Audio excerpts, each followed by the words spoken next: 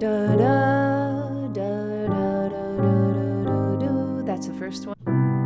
Lately I find myself out gazing at stars. Here it comes.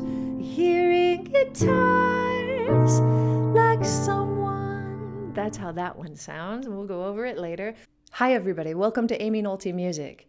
Today I'm excited to show you 4 ways to make your 2-5-1s a little more interesting.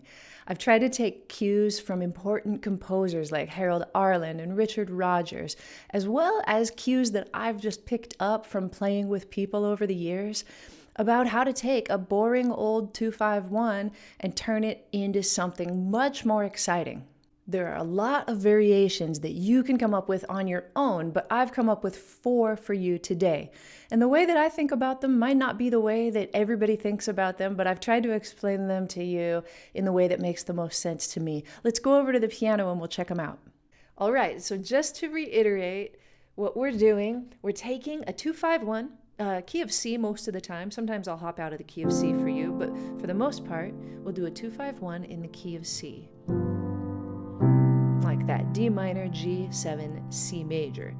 And we're going to substitute other chords for those chords to create excitement and variety. First, real quickly, I'm going to show you the 4 different variations that we're going to touch on today. The first one I'm going to talk about comes from the tune All the Things You Are.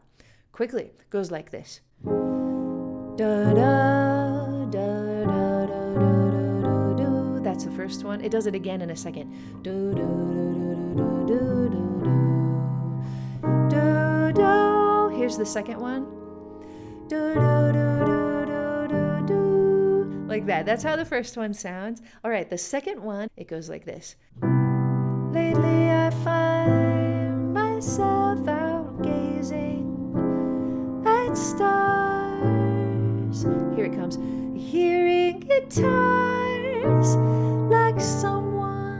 That's how that one sounds, and we'll go over it later. The third one that I lifted, I took from the Harold Arlen tune, Ill Wind. Check out how this one sounds. It's going to happen in the 4th bar. Blow, ill wind, blow away. Here it comes. Let me rest today. Isn't that one nice? Okay, so I'll call that one number 3. And number 4, I took from knowledge of what people do sometimes to keep things interesting, especially on a song like Have You Met Miss Jones? It goes like this. Da ba da da da, ba ba da da da da da, ba ba da da da da da. Sounds like that. That'll be number 4. All right, but let's go back to number 1. This is the one that I'm lifting from All the Things You Are. Sometimes today I'll be taking cues from the original composers. Sometimes I'll just be taking cues from what happens out there on the bandstand and what I've seen over the years. I think even in the real book, these alternate changes are written in parentheses above All the Things You Are. Da da do do do do. So here we start out with a 2-5 that's going to A flat. It happens right here. It's B flat minor 7, and then E flat 7 to A flat major 7. And I mean, we could just do that. Da da da da da da da da. It sounds beautiful, but to make it more interesting, here's the little trick, little number 1 variation. It goes like this. Da. Here comes your 2. Da. But when it's time to play the 5, instead of playing the 5, you insert one more 2-5 a half step above that 5. So instead of playing E flat 7, we're going to insert a 2-5 a half step above. So that is an E minor 7. Da da da da. And here's an A7, and then we resolve it to where the E flat was going to go anyway, which is A flat major. And all of these notes just, I mean, the G resolves to an A flat, right? The A, of course, will resolve to an A flat, and the D flat will resolve to a C. Da, da, da. And the reason that it works, the only reason that it works, is because of the melody. Da, da. Here it comes. ba. We've got a G in the melody, so it's the third of that 5 chord that we're going to. Also happens to be a third of the minor chord, a half step up, and a 7 of that 5. That's why it works. It sounds great, right? And then the exact same thing happens in the new key that we go to. Here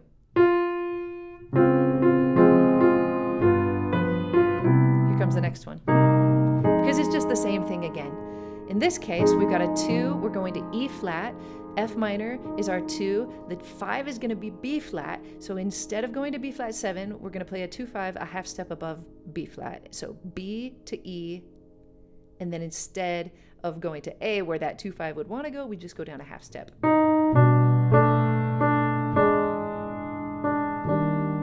And it works beautifully. So I was trying to think of instances where we could actually put this into another song. Now, I want you to know that another way to think of this, if we're thinking in the key of C, the way to do it, right? Instead of going to the G7, we would go D minor, then real quick we would play a half step above G7, so A flat minor 7 to D flat 7, and then down to C major, right? Another way to think about it is that the A flat is the tritone of the D, and the D flat is the tritone of the G. That's a large reason why this makes sense. I mean, the other reason is just voice leading, right? Here we have this in our normal 2-5-1, but when we do it a half step above the G, we've got,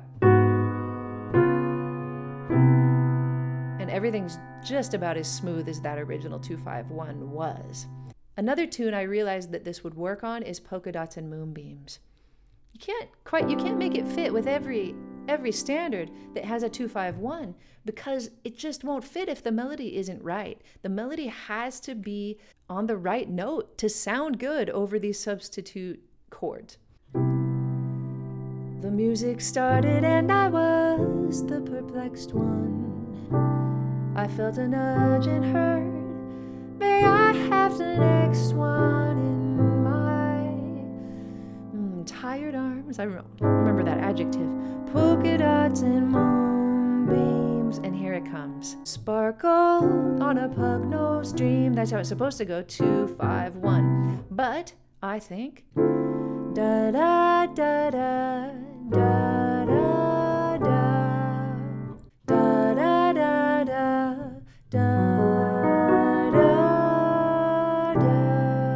It's a little bit crunchy, isn't it? Let me show you why I think it works though, because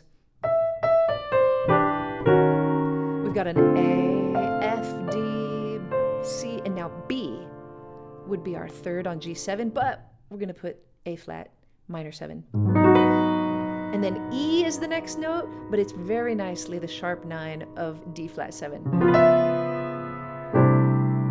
It's a stretch, but I think it's kind of fun. Another one is on a Harold Arlen composition called Come Rain or Come Shine. Now,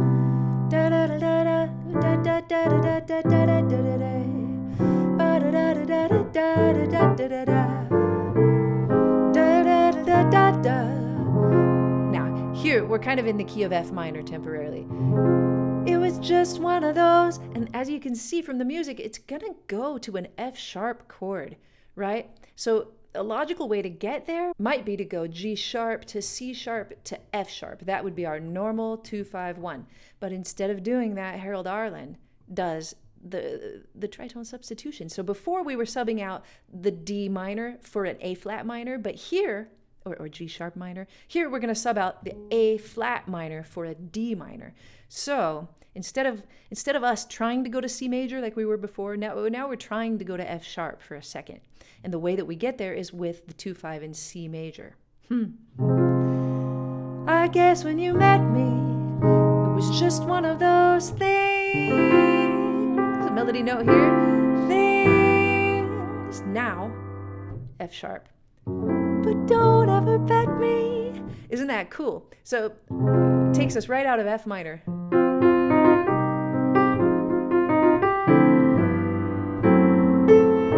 It's not exactly the same thing because we don't go to an F sharp major, but I think it's the same device. Thinking about that 2-5 in terms of the tritone substitution for how to get there. I love it. The next one we talk about is number 2, and that's the one that I learned from Like Someone in Love.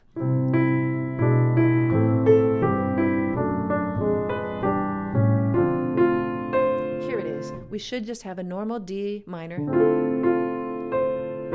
to G7 to C major, but it doesn't do that. Instead, we're going to think a tritone away from C and go to that minor chord. That's how I think about it. And then the 5 then becomes B7. So this is like a 2-5 in E major, but the B7 does not resolve to E major. I mean, it could. That would be an interesting twist on the song that never happened, right? Hearing guitars like someone in love. Like, that's not how it goes. But the harmony kind of makes you think that it's going to, but it doesn't. It's just a temporary trick, a temporary substitution for the 2-5-1 to bring you into C major, kind of through a sneaky little half step B7 kind of way, right? Hearing guitars like someone, and this has great voice landing. And the melody works perfectly, because it's a nice 11 on this F sharp chord, and now it's the root of the B7 chord, and it resolves to the 5th. This one is actually, you can use it in lots of different songs to give variety. I'll use Blame It on My Youth. If I cried a little bit when first I learned the truth, don't blame it on my heart.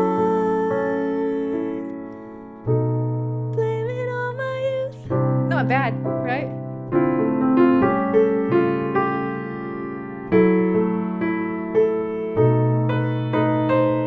I think the melody makes it work.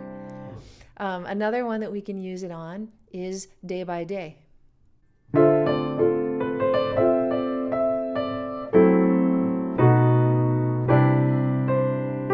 Right? That one works perfectly. I don't think it's a stretch at all. You could always put that in. And think about how hip it is when you're soloing too. Instead of just going...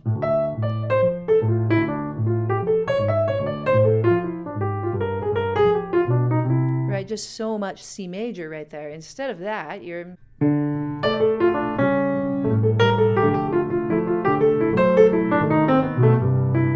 Such a nice little twist on things. Another one could be Moonlight in Vermont. Just where it goes. Right, Moonlight in Vermont. You sub out that D minor for an F sharp. To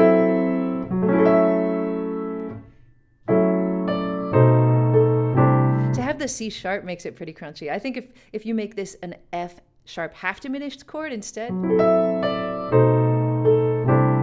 I think it works a little bit better. But the melody lends itself nicely to that. Another one I like is a Richard Rodgers composition called If I Loved You.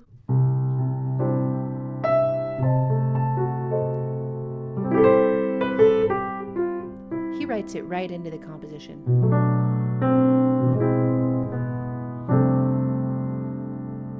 It should be a 2-5 to F. It should probably go.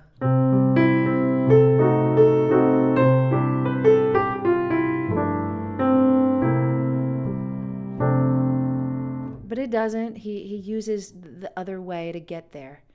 If I loved you time and again, I would try to say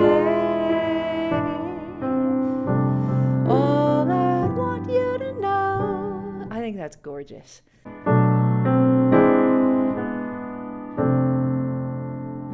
The E7 gives way so nicely to the F6.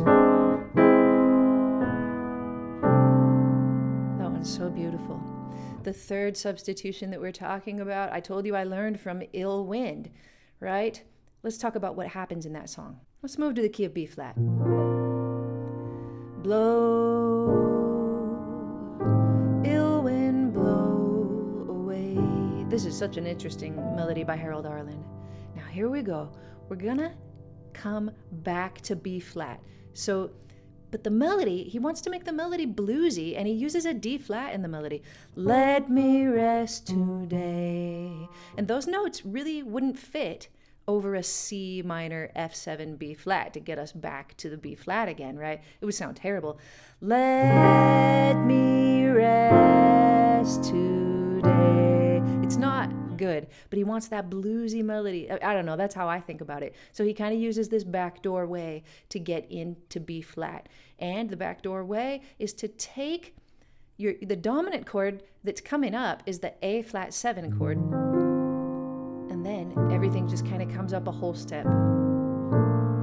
A flat 7 to B flat major. And he actually does walk it up. He does a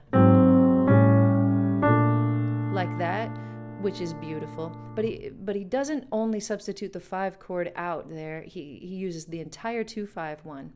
So if you're in B flat, an easy way to get back to B flat is to do something really counterintuitive and to do a 2-5 that starts a 4th up. So it would be like you're going to D flat actually.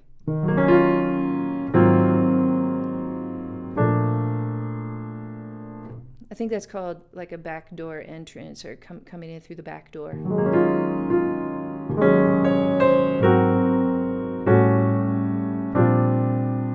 That's so pretty, and it's written right into the tune. I was trying to think about another tune where we could substitute this same kind of 2-5-1 through the back door idea. I thought of My Romance.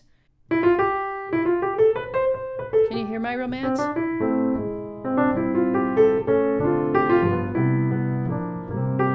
Goes to the 4 chord. It's actually written in right there. But you could go to the 4 chord here the second time it does it, F major, and then you could go minor to B flat 7 to C major.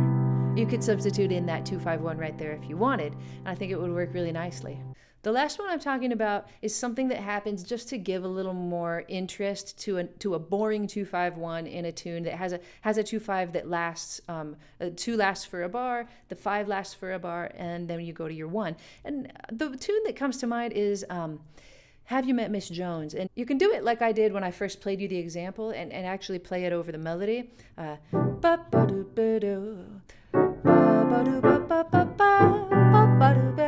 Here, and I think it works because the melody note is an F. It works okay over E flat. It's the 9, and then over A flat, it's the 13, and then it remains the 3, and then the 7. But it really works nicely for soloing.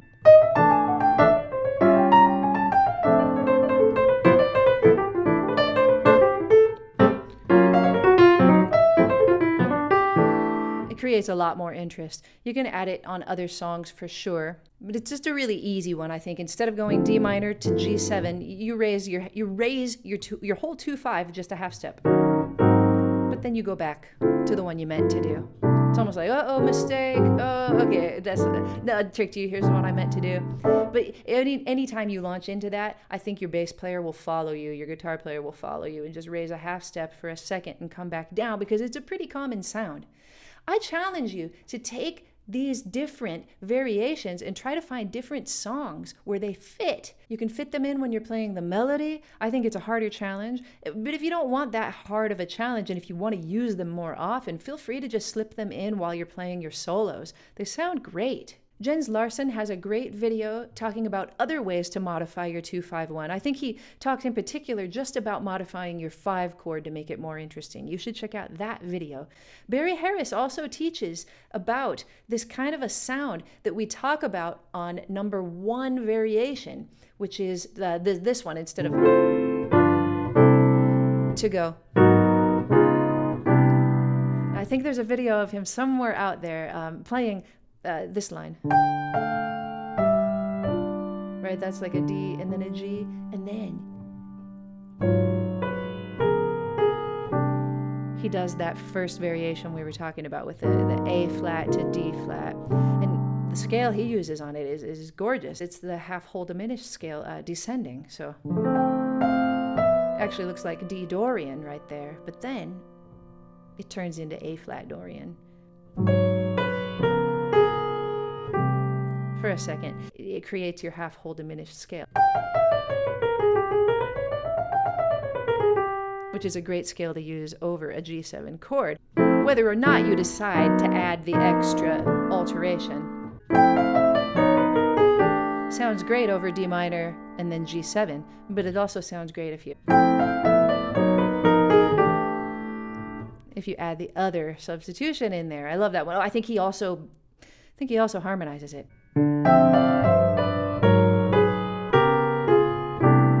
Doesn't that sound tasty? Oh my gosh. Timothy Gondola has a great video breaking down Barry Harris's thought process on this particular variation. All right, you crazy kids, get out there and use these variations and try to make some of your own. Have fun in your playing, and I'll see you next time on Aimee Nolte Music.